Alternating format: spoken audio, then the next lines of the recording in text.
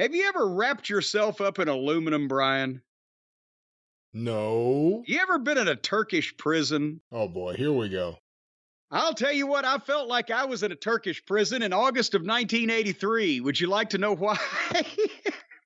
The transitions are flying high this week, ladies and gentlemen, here on The Experience. Yes, they certainly are. But here, was it just, when was it? Was it last week on this program or just on the drive-through here It was recently? on the drive-thru. It was on the drive-through. We did a month in my life where we had talked about the day on Adrian Street's passing when I used to manage him and my days doing that, and picked a specific month and gave some background on the Memphis territory and what the schedule was like, and talking about how, people could see live wrestling constantly in those days in every part of the country on a regular basis, and how busy even the Tennessee territory was. In January of 1983, I worked 28 days, had 3 days off, but I did 4 double shots. So I worked more times than there were and managed multiple times per night. I worked more days than there were in the month and made about 2,600 and something dollars, which translates to almost 8 grand in today's money. I said, boy, that wasn't bad for a learning experience, right? And I'm involved with Bill Dundee and the angle with him, and really getting experience and learning what the fuck to do as a manager. But then somebody on Twitter said, well, you should do, like 40 years ago or whatever. And I looked back because August 1983 was a different story for me than was January. In January, I was farting through silk, as Nick Goulas would say. And in August of 1983, I was eating the hamburger helper with no hamburger. Because it wasn't, my entire rookie year was not a raving success. And I thought, since it is the month of August 2023, we would look back briefly at August 1983 and see how fucked I was a couple months before Bill Watts came up to visit. Would you like to hop into this, Brian? Yeah, and by the way, Bill Watts' territory is getting pretty fucked up by this point, which is why he came to visit. Yes, and see, now the Tennessee territory was doing fine overall. I was just not. And we should mention it. Where's the story of the split between Lawler and Jarrett? Not the split, but the beef and between Lawler and Jarrett in the spring of '83, and that whole thing on our YouTube collections. We've told that. We've told it, but in different things, I guess. What everyone can agree on is that when Jerry Lawler saw or heard about Jerry Jarrett's new house, and there was the big grand opening, and Lance Russell may have had very similar thoughts at the same time. Yeah. That they thought maybe they weren't getting their equal share, and they would do things on their own, and talent were called, talent were booked, on top of the talent that were already there and that were already booked. And the split didn't happen, but some people had to go away. Well, and going back to Jarrett's housewarming, which was, July of '82. As I mentioned here not long ago, I was there in my powder blue tuxedo that I'd rented to take pictures of the occasion. Bill Dundee was there because he was at the time good friends with Jerry and lived right down the road. Stan Lane and Steve Kern were there because the Fabs were Jarrett's brand new project, the greatest tag team he'd put together in 20 years. Jerry Lawler wasn't there. He lived in Memphis. You might not want to drive 200 miles each way for somebody's housewarming. That's what I thought at the time. Apparently there were other issues. But it's funny how Jarrett's housewarming led to two momentous occasions, because as we talked about it, when we look back on it, it wasn't 3 weeks later he called me in the office at Channel 5 and said, hey, did you ever think about being a manager? And meanwhile, because I got so much heat with my tuxedo, I guess. And meanwhile, Lawler started stewing because in 1977, the reason why Jarrett was instantly successful in splitting off from Nick Goulas and running Memphis was because Lawler and Lance went with him. And he had said at the time, they said, and I don't know if he didn't really even deny this, that, guys, especially Lawler, if we make it, if we're real successful, I'll make you a partner. Well, 6 years later, Jarrett had not offered and Lawler had not asked. I don't know who was waiting on what. And, Jerry, not the most business-minded guy, Jerry Lawler. Jerry Jarrett built a mansion. Where was Lawler living? Well, I mean, he wasn't under a bridge either. He had a nice place down in Memphis. He's had several of them. But the thing is, this house. Have we talked about Jarrett's house? 18,000. You were the official photographer, weren't you? Yes, I still have pictures here of this fucking place. 18,000 square feet, custom built on a mountaintop of 100 acres outside of Hendersonville, Tennessee, way past where all the country music stars lived, into a whole different stratosphere. He had his own ponds and his own forests and the whole 9 yards. The front doors of this house were 12 to 15 feet tall. There was a ballroom indoors where they could have balls. One wing was his office, and then the other way was the living area. It was massive. And when you saw that, I mean, he had Bobby Bear, the country star, playing under a tent in his backyard at the housewarming. And then Bobby had to go back down the hill to his little place that he had. So that instigated Lawler and Lance, as you said, they were going to fucking open their own office. And they had that legendary meeting behind closed doors at TV that one morning. And God, I look back for the date, but it was March-ish. And they went in to tell Jerry Jarrett that they were leaving, and they came out. Lawler was 50% partner. Lance got a raise of some description and long-lasting heat from Jarrett over that. The heat was so bad he later claimed that he gave Lance a pay cut after that. Yeah, he didn't. No, he didn't. I guarantee you, because Lance at that point, Lance was, I don't want to say always old, but Lance was almost at retirement age at that point. He was already retired, wasn't he? Well, he retired in effect from television, from being program director and working at the stations to just do wrestling. So anyway, but then there was too many guys. That's when I was managing Adrian and Jesse Barr, and the Sheepherders were the heel tag team that Dundee had brought in. And they did an 8-man loser leave town match, and they all left in one night. And I ended up with Danny Davis and Ken Wayne, the Galaxians. And then they all left in one night, including the Booker. Yeah, well, no, it wasn't one night. I know. Because that's what they had to do something. Lawler had insisted on getting the book as part of this power play. And that affected me because Lawler and Jimmy Hart were inextricable. It was the top angle and had been in the territory, and it was going to continue to be until Jimmy left. And Dundee knew that Lawler, even though Dundee worked with Hart many times, had many programs with his guys, Lawler was the one that was always going to get final say on Jimmy Hart. If he was going to get beat up, Lawler was going to do it. Whatever. With me, I could be the manager that he was the sole perpetrator of beating up. And so that's why he worked the angle with Adrian, because it got heat with him working with Adrian, and also because that way it was separate from what Lawler was doing with Jimmy. Well, then, when Lawler takes the book back over, it's all revolving around Jimmy again, which was legitimate because he was the hottest manager in any territory in the fucking business. But that didn't help me any. So that's when all of Lawler's guys that he had booked to come into his territory, Moondogs and the Grapplers and all these guys, they were there, and Jarrett had too many guys, too many mouths to feed. That's when Ole Anderson had called him, because Ole had the problem that his Ohio and Michigan, West Virginia, Northern tours were doing okay, and his Atlanta shows were okay, but he didn't want to run the Georgia towns anymore.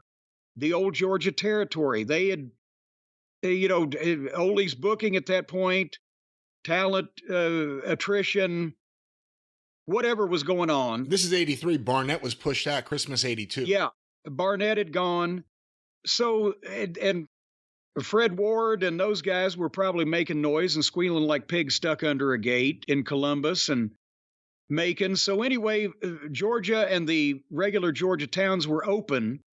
And we've done deep dives on this. You can go back on the YouTube channel. But Dundee did the loser leave town match with Lawler that set a gate record in Memphis. One of the great matches I've seen live of all time. And Dundee leaves to go be the booker for Ole's Georgia territory and brings me and a bunch of the preliminary guys, honestly, from Tennessee to populate that world. And as we've recalled in the deep dive, it lasted about 6 to 8 weeks. and we did some really outlaw shows during that point in time. Hey, can I ask? I'm sorry. Go ahead. Well, I'm just going to say it didn't work. Go ahead. If none of this had happened, where Lawler and Lance got curious about the money and talent was called, would the Rock and Roll Express have been created? Ooh, very good question. And the answer probably is no. Because Ricky was working in San Antonio teaming with Ken Lucas, right? And Robert had been somewhere, but they had not been teaming with each other. And then when, Ricky had called and asked if he could come back, and Lawler booked him, and I think Robert, same thing independently, but they ended up coming back to the territory at the same time, and they made a secondary rock and roll MTV style tag team to the Fabulous Ones so they could go on the secondary towns and the spot shows. And that became the Rock and Roll Express. So, no, if that hadn't happened, probably not, because they were in two different places. And Lawler was booking. I don't know if Dundee would have had his finger on the pulse of MTV at that point, but Jimmy Hart is the one who suggested it to Lawler. He was still wearing his jumpsuits, I think. Yeah, he was still Elvis in 77. But anyway, so that's the thing, is that when we went to Georgia, the promise was made, and of course there was a lot of promises made in wrestling in various places, but no, if it doesn't work, you guys can come back. Well, the thing is, 2 months later, Dundee had lost this huge loser leave town match with Lawler in every town: Memphis, Louisville, Evansville, Lexington, Nashville, and it sold out or set a gate record in every town. And he couldn't just come back 2 months later. So they had to just put Dundee on the spot shows. He couldn't he hadn't lost loser leave town matches in Columbia, Tennessee, but he couldn't make any of the big towns. And then for us, what had happened was, even before the guys came back, and I'm talking about Jerry Novak, who was one of the bounty hunters, and Frank Morrell, the Angel, and Bobby Fulton and Terry Taylor were the fantastic ones for Georgia, and Kenny Wayne was the stray cat because he'd been watching my Tiger Mask videos. And Carl Fergie, Lawler's cousin, who would end up refereeing for us in Louisiana. Hey, go ahead. Where did he get a Tiger Mask mask? He had somebody make it. Because it wasn't a legitimate one, obviously, but where did he get? It wasn't a legitimate one. I mean, I don't know if his wife at the time, Cindy, or girl Cindy, may have made it, but he was doing, of course, Ken was acrobatic for the time, but he wasn't Sayama. So, I mean, he was doing trying to do the elementary Tiger Mask stuff, and people in these small spot shows, they hadn't seen it anyway, so they didn't know what it looked like, but yeah, boy. It made sense. Tiger Mask is Tiger Mask. The stray cat wrestles like he's in an alley. Yeah. Every once in a while, he'd try to do the thing where he'd go to dive out of the ropes and then spin back in like Sayama would do and land on his feet, but he'd get one leg stuck on the middle rope and kind of hobble in. Hey, that was tough. Anyway, that was tough for even Sayama. Sorry to cut you off. That was tough for even Sayama. Remember when he wrestled in the Garden against Dynamite Kid because the ropes were so loose? He had trouble doing it. Well, that's because they were using cables in Noki's company at that time. Same thing, cables and ropes, different shit. The flyers will flounder. But nevertheless, so that's all these guys, right? And me. And I think when we all were turned away from Georgia and came back, I guess Jerry felt like for various reasons, well, my mom will get mad at me if I don't book Cornette. And, I got to take, but by that point, Lawler had brought so many guys into the territory, they had started running 2 towns 4 or 5 nights a week. So Memphis would usually be the only town that run. And you go back in the summer of 83, I think it was maybe from Memorial Day until Labor Day, they didn't do less than 30 grand on shows that summer, but there were almost 40 guys on the fucking cards.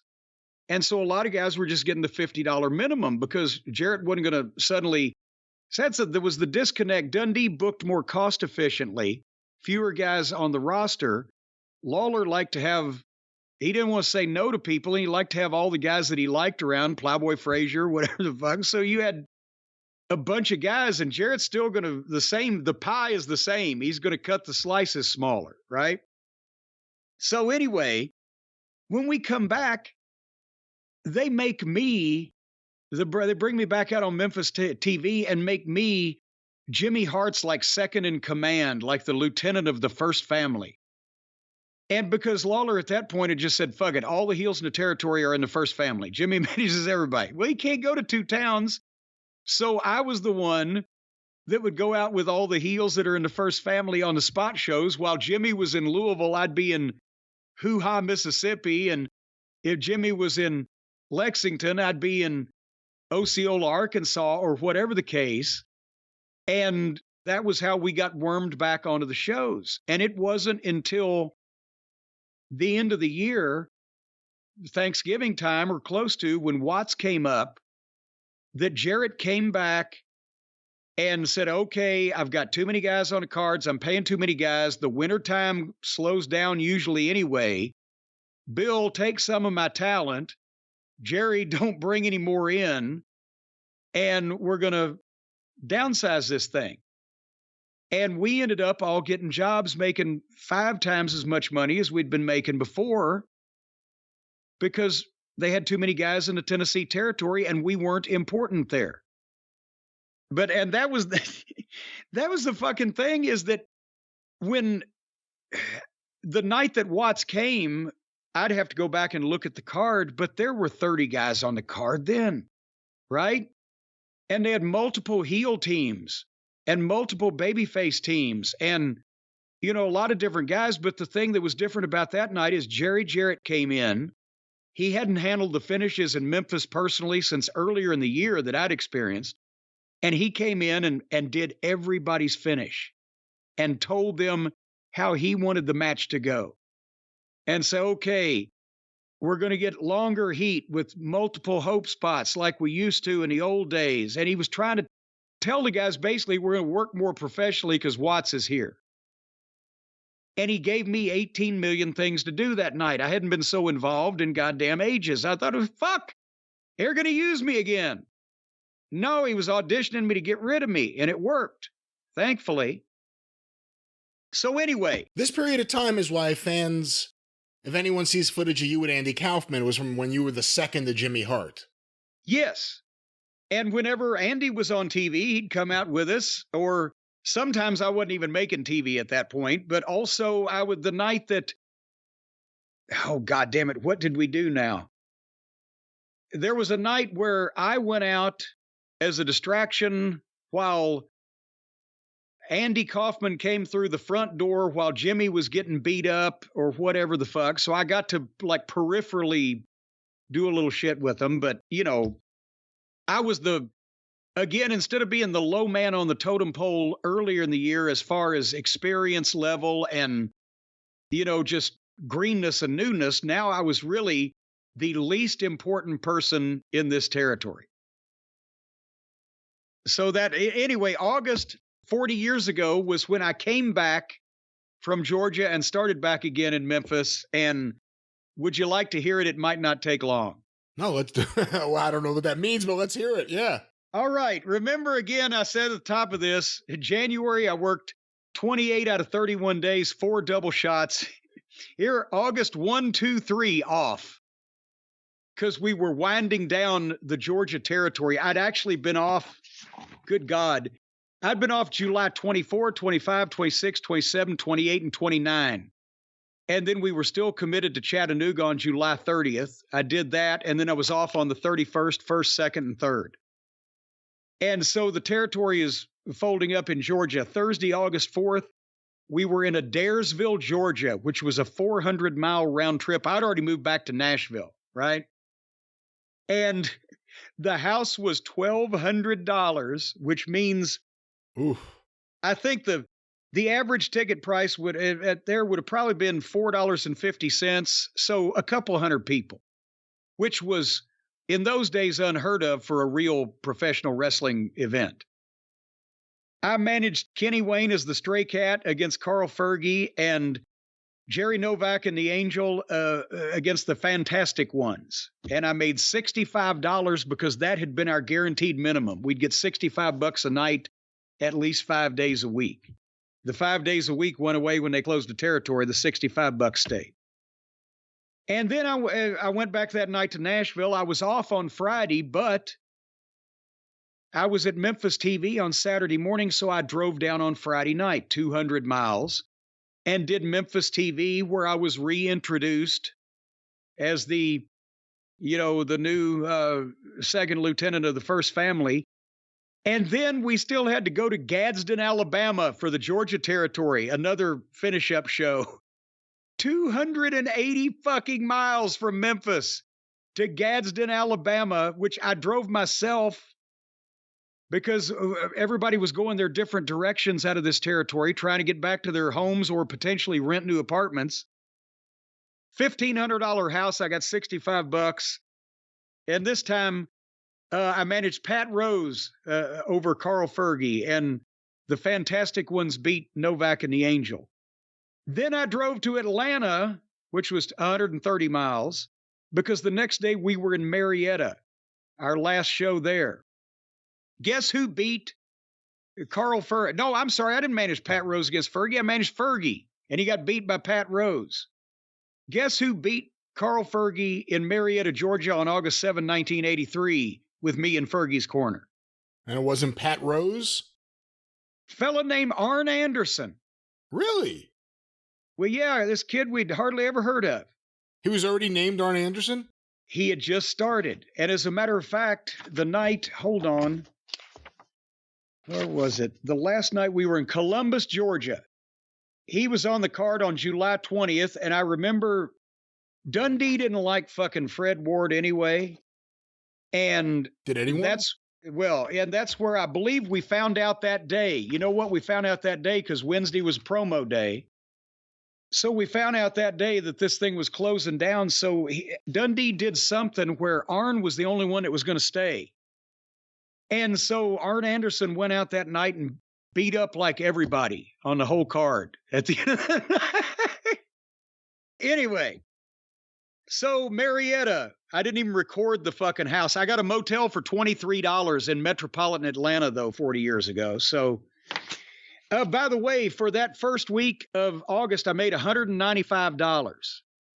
And you know what that is in today's money? Still the shits.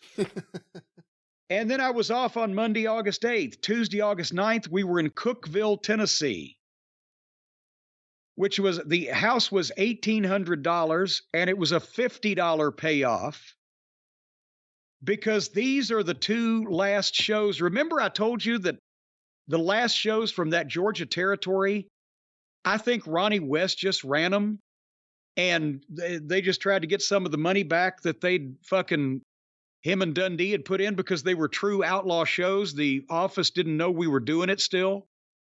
They didn't honor the $65 minimum. Cookeville, Tennessee on August 9th and McMinnville, Tennessee on August 11th. We got $50 a piece. I managed two different matches. And the combined houses were $3,300 for both shows. You just said something that was interesting. How much money did Dundee and Ronnie West put into the promotion, and what? Well, I don't think they didn't have money in it per se. What they had moved both of them had relocated, and Dundee got an apartment. He still had a house in Nashville, but he'd got a place down in Atlanta at the Falcons Rest. And then I think he moved with the Baby Faces. He got an apartment. And Ronnie West he'd been working as a manager at a goddamn Wendy's for $400 a week back then. And he fucking gave that up to come and do this. And then Ole pulls the rug out from under him after 6 months or 6 weeks. I think they said, fuck, we'll just run these fucking shows. The office doesn't know we're doing it. The sponsors at the high schools are none the wiser, and we'll just get some of our fucking money back. That's what I think. Anyway, then I was off August the 12th. And then the 13th was my first official night back in the Tennessee territory in Nashville, where the house was $8,400. That was the same as the previous fucking 5 shows I'd worked combined. And I managed the Galaxian over Mad Dog Boyd. Adrian Street was back at that point. Remember, he came back briefly. And he drew with the Jaguar, who was Danny Davis. He was doing his own. He was from the jungles of Guatemala. He was Tiger Mask too. And I managed Roger Smith and Donnie Bass, the Assassins, over Spike Huber and Dutch Mantell. And then I managed the Grapplers, Lynn Denton and Tony Anthony, in a no contest with Steve Kerr and Terry Taylor. And guess how much I got paid? How much? $50. Because they're like, fuck it, maybe we can starve him out and run him off. He'll quit and go back to taking pictures. Anything to read? Is it just symbolic, the fact that you guys all start back in Nashville? Well, that's because, yes, the symbolic thing is now that Lawler firmly has control of the book and Jimmy Hart's his top manager, they were in Jonesboro that night, 75 miles from home, instead of going up to the goddamn sports arena in Nashville, 400 and something mile round trip for an $8,400 house in Nashville when they probably had 6 in Jonesboro. So that's what that was. And then Sunday the 14th, I was off. And Monday the 15th, I was off because they had too many guys already in Memphis and Jimmy Hart was there. But Tuesday night, August 16th, when they normally run the Louisville Gardens in my hometown of Louisville, Kentucky, guess where I was at? The Louisville Gardens? No, Batesville, Mississippi. Ooh. Because the Louisville Gardens was going to do $20,000 and Batesville, Mississippi did $2,400. Jimmy Hart and Lawler were both motivated to make that trip. So for $50 in front of about 400 people, I managed the Angel against Tommy Gilbert. I managed Alpha the Galaxian against Eddie Gilbert. I managed the Bruise Brothers against the Rock and Roll Express and the Moondogs against Stagger Lee, Coco Ware, and Bobby Eaton. I got $50 more. Go ahead. Was anyone else at the time complaining? I know you were a young guy in the business, and I don't know how many people would just do this out in the open outside of the car. Everybody in the fucking locker room was like, what the fuck? We're in fucking Batesville instead of Louisville. It's $50 versus, I mean, the Rock and Roll, even at that time, Bobby, the Moondogs, they would have been $200, $250 guys on a $20-something thousand Louisville house. And then Wednesday, the 17th, I was off because they didn't have another town besides Evansville. And then Thursday, the 18th, I was in Somerville, Tennessee for $50. In a $2,800 house, I managed Duke Myers, who was the Prince of Darkness at that point, against Mad Dog Boyd. Tommy Rogers beat Adrian Street. The Rock and Roll Express beat the Bruise Brothers. And the Assassins beat Jerry Lawler and Terry Taylor by disqualification. Lawler was in Somerville on a Thursday night because it was 50 miles from Memphis. Who was in charge of these shows? On site? Was it Buddy Wayne? Oh, okay. But, the promoter, here's the thing. The promoter was in charge. Whoever the promoter was of the spot show was in charge of anything to do with the building and the box office. And either Lawler, who was the booker, would give the finishes, tell the referee, go over and tell the heels, whatever the fuck, or if Jimmy Hart was there and Lawler wasn't, Jimmy would probably have them, but otherwise, somebody like Jerry Calhoun, for a spot show like this, Lawler would call him, Calhoun, here's the card, put the baby faces over. Don't let fucking so-and-so pull his pants down, whatever. That was the sum total of who was in charge of this shit. And you just know, okay, it's the Rock and Roll and the Bruise Brothers, that's Pork Chop Cash, and the Dream Machine. Well, no, wait. It wasn't Dream yet because it was still Pork Chop and Mad Dog. I was going to say, you said Mad Dog Boyd was there before against the Galaxian. That must have been a barn burner. Oh, boy. So, you know, whoever the chief heel was, Pork Chop in that instance, or Roger and Donnie, one of them would say, well, tell them we're going to, you know, we'll do about 15 minutes and we'll send them a finish or whatever. It was just that simple. Nobody was going to fucking, it's goddamn Somerville, Tennessee. There's 400 fucking people or less. Anyway, then went to Nashville that night because I've moved back to Nashville. But guess where I was on Friday, August 19th? Hohenwald, Tennessee. Hey, I know that place. Yes, our old hometown, Hole in the Wall, Tennessee. This time, the house was $3,000. They did about 600 people. That was a Buddy Wayne town, I remember specifically. And it was only 80 miles from Nashville, and I got 75 whole dollars because I managed again 4 times. And then after that show, went to Memphis, which was 170 miles, had to do TV and stand in the corner while Jimmy did the interview on the morning of the 20th. And then that night, I was in Osceola, Arkansas. And I remember this one specifically because Lawler was on the card. It was that or go to Nashville.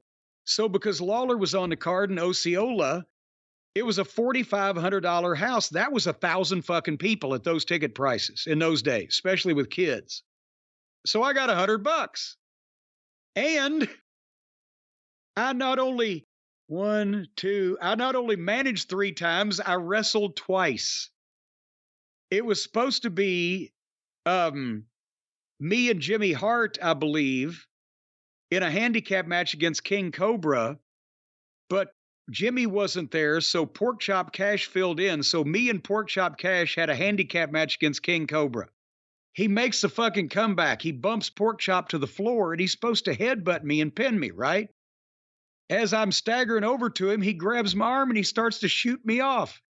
And as he shoots me off, he says, power slam. I hit the fucking ropes. I hooked the ropes and put my legs crossed under me and tripped on purpose and fell at his fucking feet face first. And when he went to pick me up, I looked up at him and said, I don't know how to do that shit. Because I'd had not one wrestling fucking lesson, as I believe I mentioned before, and he says, shoot, power slam. What the fuck? How am I supposed to come in for that shit, right? And I didn't want him doing it to begin with. So he headbutted me and pinned me.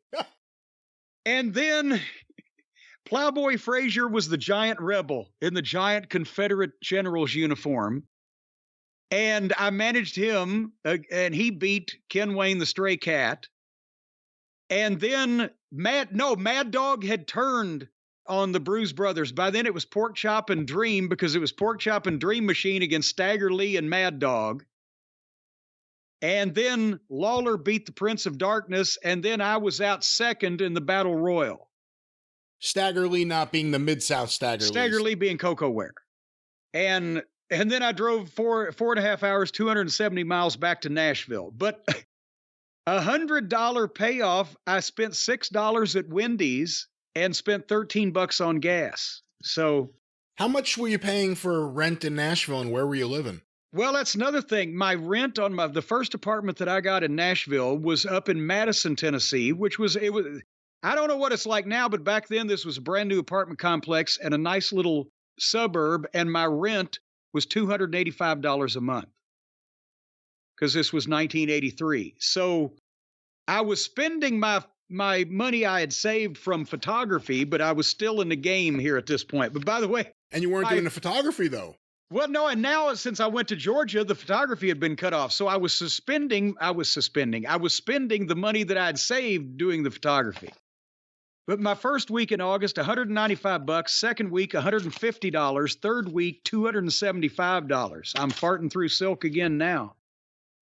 So then, Monday, August 22nd, Westmoreland, Tennessee. And that was a Buddy Wayne town. Because I'll never forget, because I said, Buddy, I've never even heard of Westmoreland. It is a small spot on the map. And he said, "What, Jim, it was named after General Westmoreland." And he proceeded to give me this World War II or Civil War general's whole goddamn biography or whatever. But anyway, I managed the Angel against Bobby Fulton, Prince of Darkness against Tom Pritchard, and the Grapplers against the Fabulous Ones. Westmoreland, Tennessee did a $4,800 house.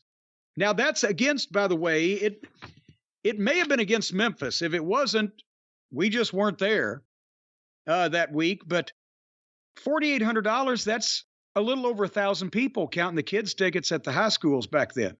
I got $75. What was the date of that show? August 22nd. I'll look up Memphis. See if they were in Memphis on the 21st or the 22nd that week. And because the 23rd, if they were in Louisville, I wasn't. I was in Huntington, Tennessee, where the house was $2,000 or probably about 450 people, and the payoff was $50. Managed 3 more times. I was off. Go ahead. I have some results here. Yes. August 22nd, 1983, Memphis, Tennessee, Mid-South Coliseum. Pork Chop Cash beat Tommy Gilbert. Dream Machine drew the Jaguar. Susan Starr beat Judy Martin. Tommy Rogers beat Adrian Street. The Moondogs beat Terry Taylor and Bobby Eaton. Buddy Landell defeated Stagger Lee. And in the main event, Ken Patera and the Assassins beat Jimmy Valiant, Austin Idol, and Jerry Lawler. Oh, God damn it. I should have remembered that. You know, does it have are you looking at the newspaper clipping from Mark James's book or just the results? Oh, no, I just looked at the results. I don't have the book in front of me. Okay, that was the night they fucking sold out the Coliseum. That was Jimmy Valiant's return. If you go back and look at the tape that they played on TV the next week, Jimmy Valiant, I think that's the summer that he had been scheduled to return once, and he got sick and couldn't, and drew a big house, and they almost fucking burned the place down. And then the angle with the Assassins and Patera and Lawler and Idol had gotten so hot, they brought Jimmy in as a special partner. And the house that night, it was 11,000 people, did over $40,000, and all of us were in Westmoreland, Tennessee, making $75 and $100 a piece because there was 40 guys in the territory. Same fucking night. Would it have been more painful if there were cell phones and guys in one locker room were sending photos to the other locker room? Oh, my God. You know, because, again, every time the Dream Machine was on one of these, buttermilk, we're on a buttermilk run, buttermilk. And then the next night, instead of Louisville, I was in Huntington, Tennessee. That was only a $2,000 house, as I said, managed 3 more times. That was a 250-mile round trip from fucking Nashville to be off on Wednesday because they were in Evansville. Princeton, Kentucky on Thursday night, August 25th. Listen to this one. And again, there was another town running that night, but listen to these names. I managed the Angel in a draw against Tommy Gilbert. I managed Adrian Street, and he got beat by Tommy Rogers. I managed Buddy Landell. He got beat by Coco Ware on DQ. I managed the Grapplers. They got beat by Robert Gibson and Bobby Eaton by disqualification. And I managed the Moondogs, who lost to Bobby Eaton and Spike Huber on a reverse decision. 1, 2, 3, 4, 5. I think, as a matter of fact, the girls were in that week. You just talked about them on the Memphis show. The only matches that I wasn't going out for were the girls' matches. And this was the middle of the fucking summer in these unair-conditioned goddamn school gyms. I was almost at a stroke every night, right? But what fucking practice. And then, Friday night, August 26th, Springfield, Tennessee. Hometown of the wild-eyed Southern boy Tracy Smothers. It was 25 miles from Nashville. And that's why Lawler and Jimmy Hart didn't want to go, because they had to be at Memphis TV the next morning. But the house was $4,800. That was over 1,000 people in Springfield. And listen to this. Pork Chop Cash beat Tommy Gilbert. The Dream Machine beat the Jaguar. The Bruise Brothers and the Prince of Darkness beat the Jaguar, Tommy Gilbert, and Don Anderson. Tom Pritchard beat Buddy Landell by DQ. And the Fabulous Ones beat the Grapplers by DQ. So I managed 5 matches again that night, and then got in a car and drove 240 miles to Memphis to be at TV at 10 o'clock the next morning. And then actually got to go to Jonesboro on that Saturday night. I don't know why, but I was there. Was Jimmy Hart off? Well, apparently Jimmy Hart nor Lawler was there. And I would have to think either they were in Nashville or just on fucking vacation. Because Lawler would go to Nashville if it was a big main event against Ken Patera or whatever the case, right? If they booked that occasionally there. So this time in Jonesboro, Pork Chop Drew Taylor, Dennis Condrey, I managed him, beat Bobby Fulton. The Bruise Brothers got beat by Bobby Eaton and Robert Gibson. I think Ricky was hurt at that period. The Moondogs got beat by Bobby Eaton and Terry Taylor, and the Grapplers got beat by the Fabulous Ones. And I was fucking tired. I got $90. That works out to, that's not $20 a match. And then drove 300 miles back to Nashville. Going into everything we talked about to set up August, Bobby was there in 82, but how did Dennis get the call to come in? Dennis and Norvell had come back as a team, as the Midnight Express, without Randy in I believe, the summertime or early fall, right as I was coming back independently from Georgia. Because when Dennis may have come first and then brought Norvell to replace the Grapplers as a heel team in the territory. But nevertheless, they went to what, Southwest? They went to Southwest, yes, to work for the Blanchards. And that makes sense because Ricky Morton had come from Southwest. So Lawler was talking to whoever was, but maybe Tully, whoever was booking for Blanchard at that point. And, it just made sense that they would go back and forth. But Dennis always tried to stay around the Tennessee territory if he could. He had rotated between the Knoxville territory, the Memphis territory, and the Nashville territory for most of his career, and had always done well. But in this case, he came in and quickly saw that there's too many guys here, and what the fuck, but he was in the right place for 2 or 3 months later for Watts to show up.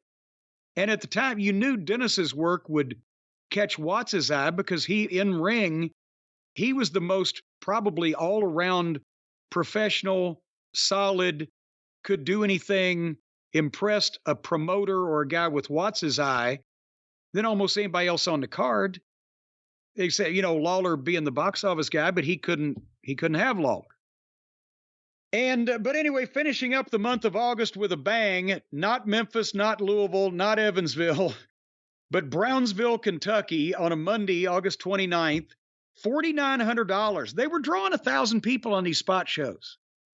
I just wasn't making any money off of it.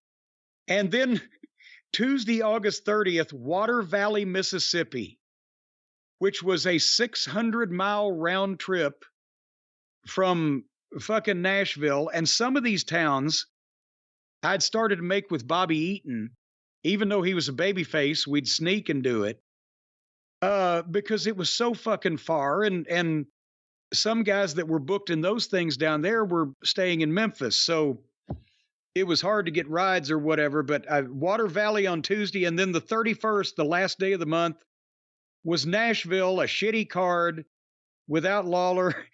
The house did $2,745. I made $50. But that was the last week of August was my biggest week of the month, $340.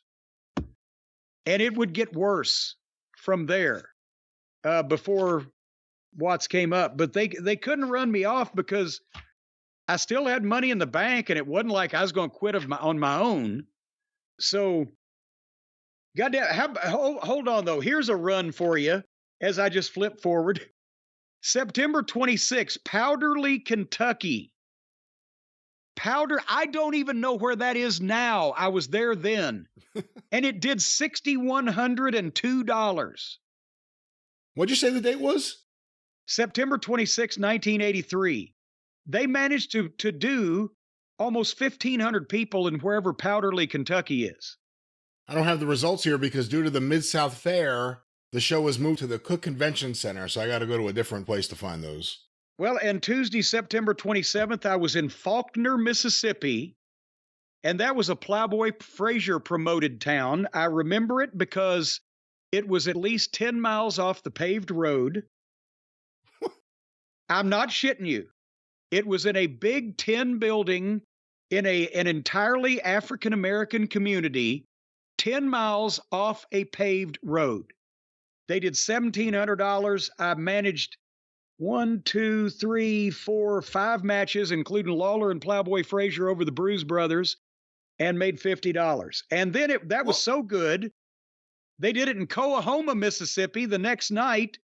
That did even worse. It did $1,000 fucking dollars. Those are the only two shows Plowboy Frazier ever ran that I remember. Well, I was going to ask you that. How many other shows did he ever run, and how did he get Lawler to work for him?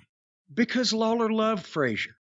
And, oh, come on, King, work on my show. I'm going to promote Faulkner and Coahoma. Those are my people. I'm going to get them all in there. And it was 50 miles from Memphis. So, and that was the two shows that fucking Plowboy Frazier promoted in his run as a promoter there. And then the September 29th, I was in Smiths Grove, Kentucky, where, believe it or not, Jeff Van Camp was on the card. And then I was in Springfield again on the 30th. Yeah, I was making all the garden spots. And this is when Jesse Ventura was in. You drove him around, right? That happened. Hold on here. Wasn't that the end of September, October? That was, yes, because, well, I'll go ahead here. Because I actually got to go back to Memphis on a couple of these things. I'm trying to remember. And I was also in the night I took him to Jonesboro. When would that have been? Or would that have been earlier in the summer? Hold on here. No. Well, maybe hold on here. I was in Memphis on October 31st. That was the Halloween show. That didn't do very well anyway. Ventura had already left. No, here, Lawler and Ventura. Here's what it is. I was in Memphis on November 7th. And then, here's a fucking rib for you. I didn't even remember that. I thought it was Jonesboro. They booked Jesse Ventura, the former or the future governor of Minnesota, in Harrisburg, Arkansas. He was in Memphis on November 7th. And then the next day, that's where I picked him up and took him to the spot show, Harrisburg, Arkansas. It was on election day. November 8th was election day. Where's the future governor of Minnesota? He's working with Jerry Lawler in Harrisburg, Arkansas, in front of 1,000 people. That's my constitutional right. Hey, what do you remember about this match? I'm looking a little forward. October 31st, 83 at the Mid-South Coliseum. Bobby Eaton, Bobby Fulton, the Jaguar, and James Daniels beat Carl Fergie, Lucifer, the Russian Invader, and Jim Cornette. Exactly. I was in the opening. Here's the thing. Jerry Jarrett was such an economical booker in his heyday when he was drawing big money in Louisville and Lexington and Memphis. He had 4 or 5 matches on the card. And then Lawler, he had so many guys. The opening match in the Coliseum was an 8-man or 10-man tag team match. And then it went up from there, 8, 9 matches. So, yeah, Bobby Eaton had nothing going on. The Jaguar, Danny Davis, nothing going on. Bobby Fulton, James Daniels, I barely remember him. He was a kid I think they trained. Lucifer was Frank Morrell in a devil mask. Carl Fergie, the Russian Invader, was Jerry Novak, the bounty hunter. And me, because they wanted to get me on the card, maybe to fucking carry Ventura to the show the next day. I don't fucking know. I'd asked, because if there was another show running against Memphis and I was on that, okay, I can't complain. But when the weeks I would be off, right, when Memphis was running and there just wasn't any room, then I was like, fuck, because that could be half of, like, The week of the 17th through the 23rd, I made $420 because I worked Pickwick, Tennessee, Bowling Green, Kentucky, and was off Wednesday and Thursday and made Louisville. But I got Memphis on the Monday night, and it was a $30,000 house. I made $200. That's where me and Jimmy beat Bobby Eaton in the handicap match. They threw the money out and caused a riot, and a fucking fan knocked me out. So I started asking Lawler, ahead of time, can I be on Memphis next week? You got anything for me, right?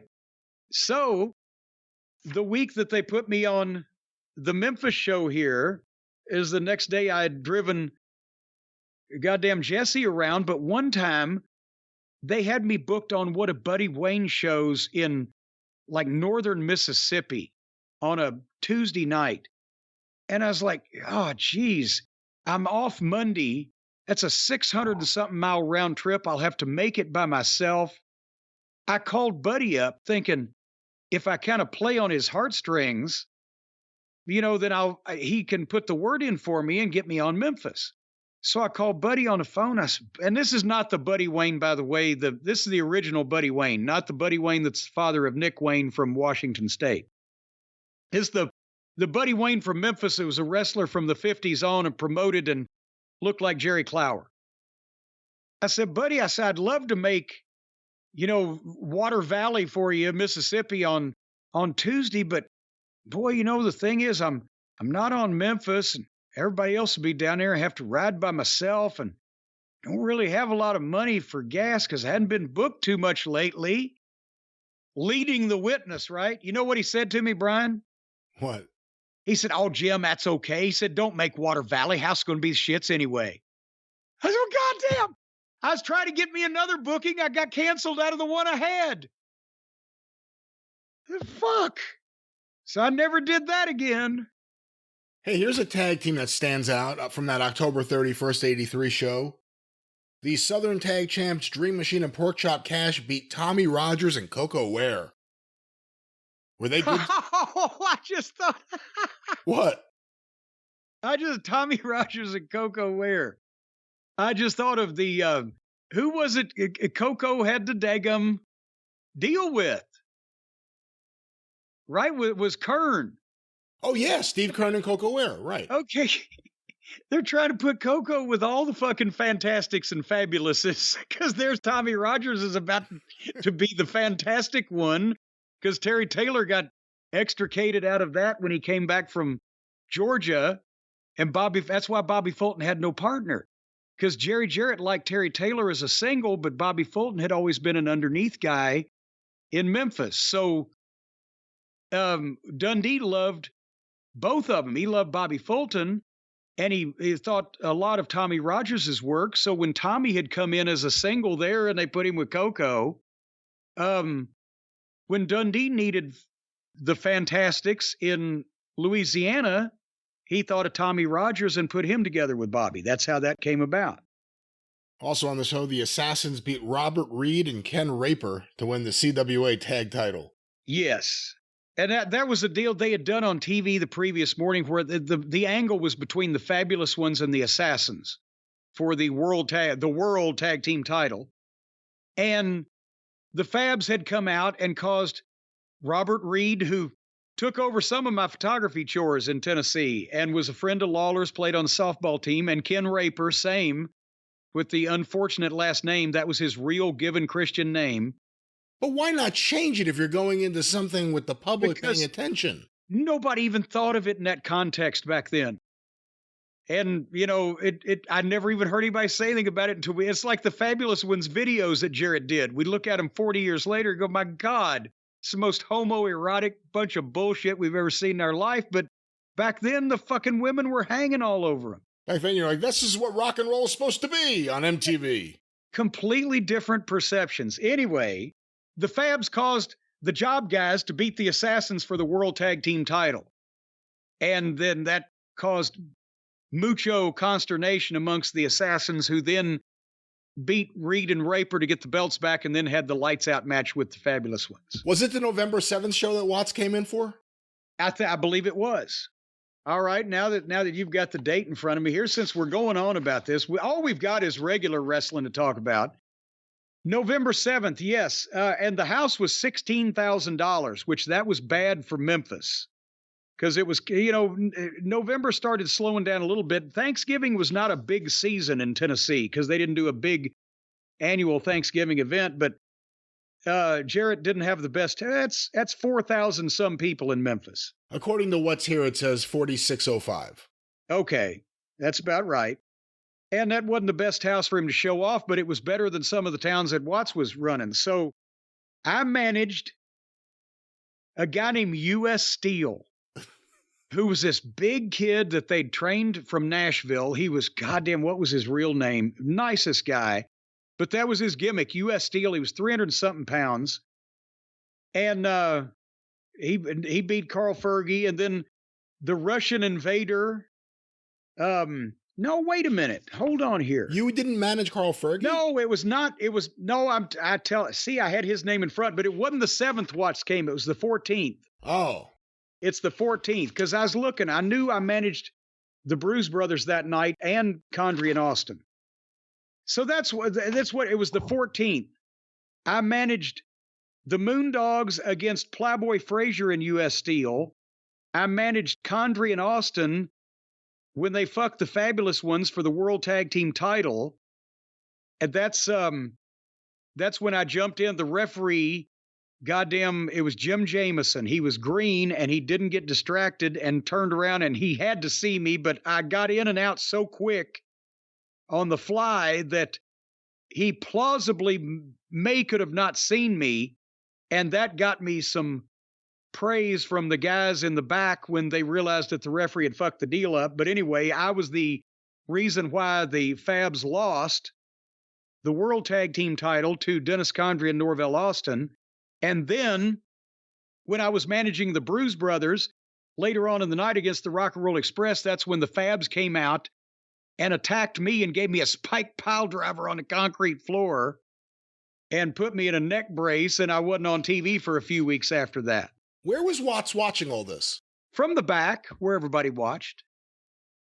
There was no monitor. Right, but I didn't know if, because he wasn't really a recognizable figure there, if he didn't just walk out and watch from amongst the fans or anything. Well, no, I mean, you could go up, especially with a house, and the house that week was only 13 grand, so about the same thing.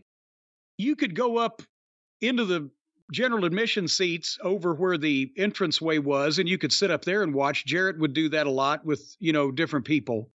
If it wasn't a big house. So they were somewhere in the back. They weren't up at ringside. I'm guessing Watts had other things to do when it was Andy Kaufman and Jimmy Hart against Jerry Lawler in a handicap match. But I don't know. He may have stayed and watched the whole thing, but he knew he couldn't get any of that talent. So but that's the thing, is he saw Dennis Condrey teaming with Norvell. He saw Bobby that night as a babyface. And he said, why are these guys not together? He could see it. And I was just managing all these guys randomly, and Jarrett had me figured in the finishes just to, like I said, push me and try to give me, an audition, but Watts could see it. He didn't necessarily want the Fabs, he wanted the Rock and Roll Express. He didn't want the established way that guys were being presented. He wanted individual talents, and he saw he could do something else with them. And by the way, Norvell and others on the show, like Tommy Rogers, would come into Mid-South, just not in that first wave. Yeah. And again, it wasn't that everybody that he didn't pick sucked. It was that he saw what he wanted to do with certain people. But there was that. And as a matter of fact, then Thursday, November 17th, in Liberty, Kentucky, would it have been, or would it? No, it was Friday in Glasgow. No, it was Thursday in Liberty. Thursday in Liberty, that's when Dennis came in and said, hey, let me talk to you. Like L.A. Knight. And he said, Bill Watts wants us to go to his territory. And I thought, why are you fucking ribbing me, Dennis? This is cruel. You know I'm unimportant and I'm making no money. How well did you know Dennis at this point? Well, I mean, from being around him, since the Hickerson and Condrey days as a photographer, that way, but I hadn't worked with him, but just since he hadn't been in the territory when I was in the business earlier. And then I just come back when he just come back in. So I'd not been in the locker room with him more than a few times. But he said, no, he said, he wants you, me, and Bobby as a team to go to his territory. He says, we're going to make between 50 and 100 grand a year a piece. And I, what? And but then Dennis has a way of impressing on you that he's not bullshitting you. And then I believed him. And then I was, holy shit. And I never actually talked to anybody else until, I got the plane ticket in the mail that I was told I would get. And I talked to Dundee when they made the deal that, he was going to be the booker. In terms of finishing up, do you officially give notice, or is that done for you by either Dennis or Watts? Oh, as soon as Jarrett was given the word by Watts that he would take me, I was, in the process of being finished up. Basically, after we made the day before Thanksgiving, Shreveport TV, I came back. I worked Springfield. I worked Memphis TV in Jonesboro. I was in Lexington, Kentucky, the 1st of December. Louisville, the 6th of December. Nashville, the 10th of December. And then Nashville back again on the 17th. That's all the rest I worked in the Tennessee territory. And the only reason I got the 2 shows in a row in Nashville was the same old deal. Jimmy and Lawler didn't want to come to Nashville. So on December 10th, I managed the Grapplers over Jeff Van Camp and Franklin Hayes, who would later become John Tatum. The Russian Invader over U.S. Steel, Condrey and Austin over Eaton and Dutch Mantell, and then the Fabs beat the Bruise Brothers in a cage match. And we came back the next week with the Fabs and Roughhouse Fargo over the Bruise Brothers and me in a cage match in Nashville. Because it was Christmas time and Roughhouse was in visiting the territory. And so I got an extra shot that I wouldn't have got because they brought it back so they could beat me in the cage match and have an opponent for Roughhouse. What was that like for you? Fun as shit, except I was scared to death because they convinced me that Roughhouse was going to try to get color on me. And so then the first thing he did was grab me in a headlock and took his thumbnail and started running it over my fucking forehead going, watch the blade. Oh, motherfucker. But then the thing is, he was the stiffest guy on the roster. When he headbutted you, he really did. When he punched you, he really did. Then it hurt. But it was Roughhouse Fargo. So I'm in a cage with Roughhouse Fargo. I can leave the territory happy now. I've done everything. If he's there, does that mean Jackie's there? Jackie wasn't there. No, they couldn't afford Jackie. He might have been in Memphis that week. I don't know. But, as a matter of fact, it was 1982. In 1982, it was Jackie and Roughhouse and I think Handsome Jimmy Valiant, Christmas week in Louisville against maybe Coco Ware, Bobby Eaton, and Jimmy Hart or somebody of Jimmy Hart's guys.